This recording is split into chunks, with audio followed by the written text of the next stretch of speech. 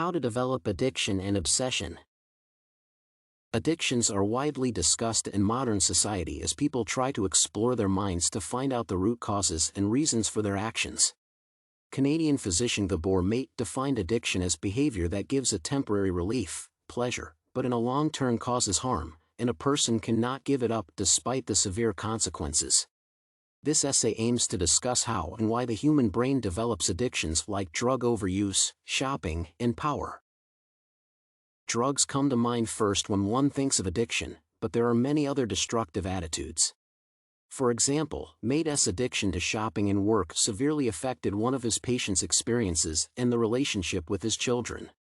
The human brain interacts with the environment since day one, and the conditions of a child's life vastly impact its development.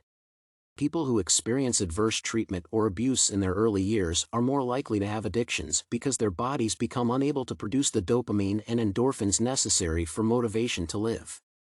Modern medications can target the brain's dopamine levels to manage addictive urges. Maté was born when the Jews experienced persecution in Austria, and he felt unwanted due to his mother's depressive conditions and fear.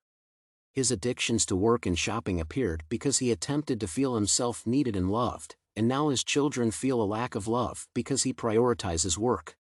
Painful experiences become intergenerational, and understanding brain development and the nature of addictive behavior can prevent it from happening.